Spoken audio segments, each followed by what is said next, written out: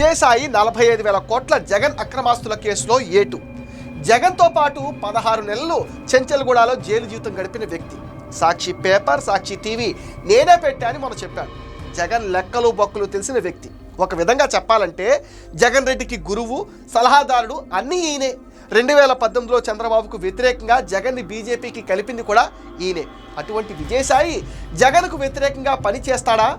YCP నుంచి వెళ్ళిపోయాడంటే కేసుల భయంతో వైసీపీని వీడాడు, కానీ ఆయన ప్రాణం అంతా వైసీపీలోనే ఉంటుంది.